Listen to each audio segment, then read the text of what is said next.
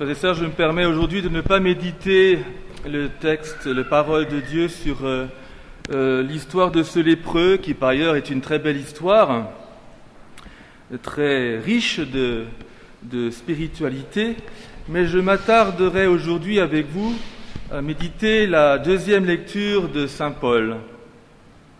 Étonnante parole de Saint Paul, qui vient de nous rappeler cette parole que nous avons entendue, « Prenez-moi pour modèle ». Je pense que personne d'entre nous oserait se l'approprier. Et pourtant, Saint Paul ne s'y est vraiment pas gêné.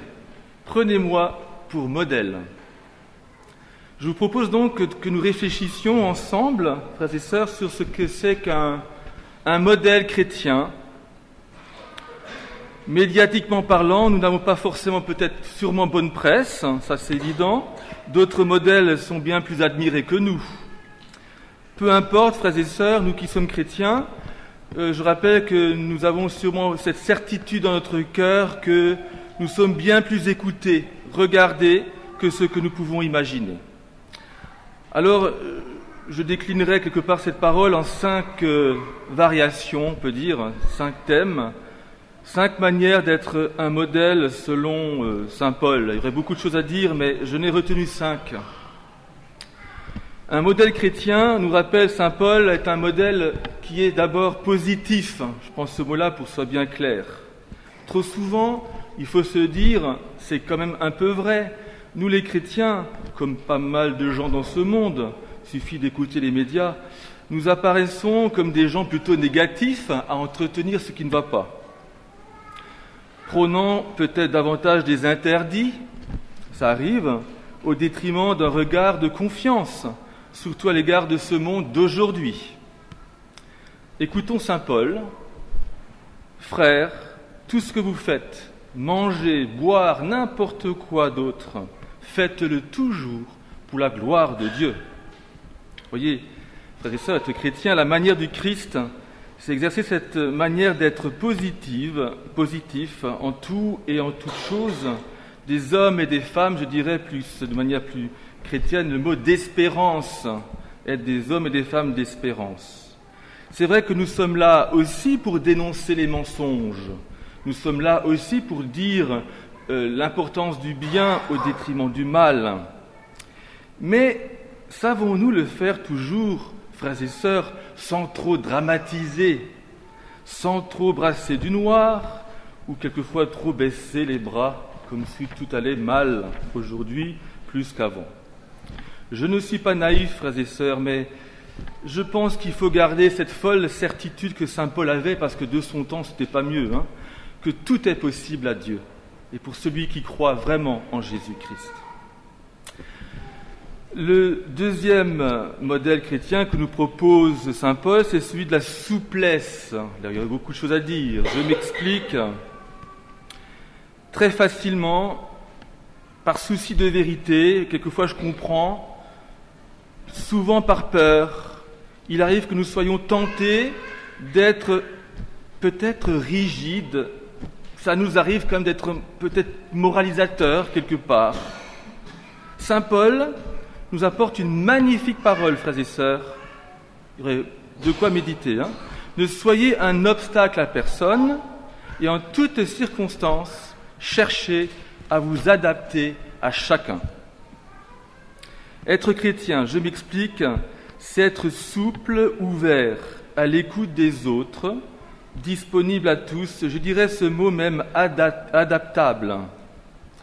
Cela ne veut surtout pas dire qu'il s'agit d'être mou, ni tiède, ni sans caractère. Au contraire, nous avons à rester fermes, d'autant plus aujourd'hui, dans nos certitudes de foi. Il ne s'agit pas d'être des caméléons qui changent d'idées ou de comportement selon les circonstances. Il ne faut pas trafiquer la vérité de l'Évangile, ni les exigences de la morale chrétienne, c'est évident. Mais frères et sœurs, avons-nous la souplesse évangélique qui est nécessaire pour éviter quelque part d'imposer, c'est si vite fait, la vérité en bloc, sans nuance, sans intelligence quelque part, sans écoute et sans respect. Vous verrez, saint Paul n'a cessé de s'y exercer humblement à cette adaptation même si sa parole était toujours très ferme et très claire, il essayait de rejoindre les gens qui l'écoutaient pour les comprendre. Vous voyez, la vérité de la foi, les vérités de la foi ne s'imposent pas avec des coups de baguette magique.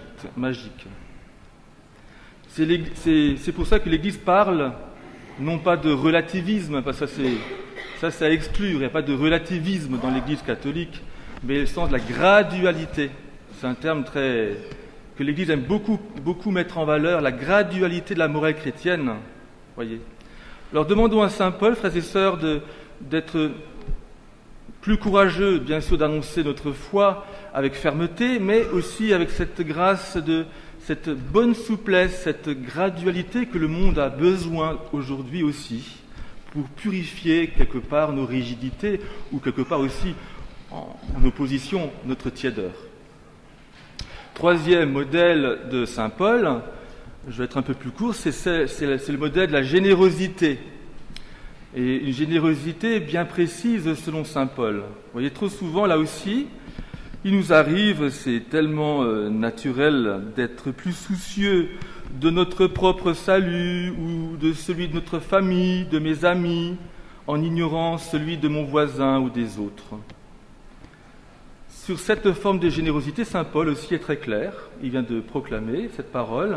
« Je ne cherche d'abord pas mon intérêt, mais celui de la multitude, pour qu'ils soient tous sauvés. » Frères et sœurs, être chrétien, c'est être catholique, c'est avoir un cœur universel, c'est éviter de s'enfermer dans des sortes de bulles de ses préférences. Et là aussi, on a tous à grandir, à élargir notre cœur à une dimension plus universelle, surtout aujourd'hui, dans ce monde qui bouge tellement.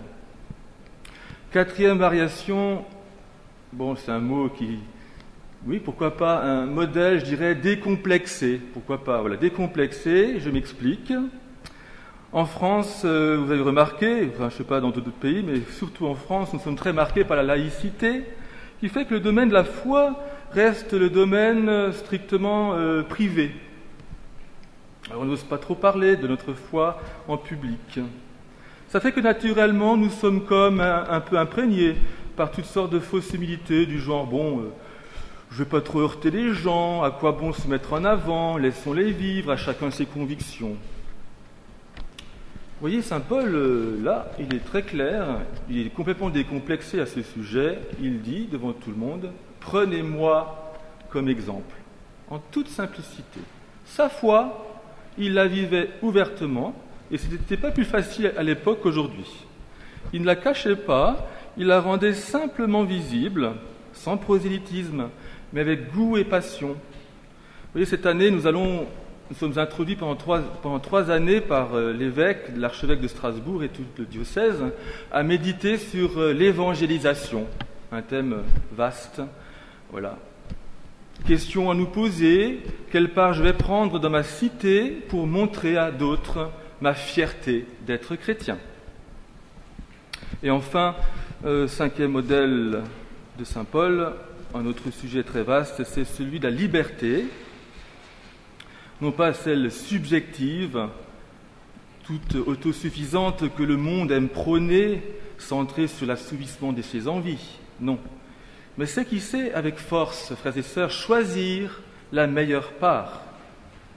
Le monde nous perçoit toujours, que ce soit vrai ou pas, mais comme des gens, d'une certaine manière, trop soumis, dans le mauvais sens du terme, imprégnés, on va dire, de fausses traditions, d'un Dieu très exigeant. Voilà, ça donne des impressions qu'on n'est pas libre. Il y a du vrai et du faux. Vaste sujet là aussi. Mais écoutons saint Paul qui aussi va nous donner cette porte, et on le sait très bien, va dire aussi que mon modèle à moi, c'est le Christ. C'est le Christ, son grand bonheur, qui l'a complètement libéré. Notre liberté, ça consiste à dire oui à une personne concrète, vivante au cœur de ma vie, la personne du Christ. Et j'aime beaucoup cette parole qu'on retrouve ailleurs dans les évangiles. Jésus passant au milieu d'eux, Jésus allait son chemin. Remarquez, Jésus se moquait du « qu'en dira-t-on ».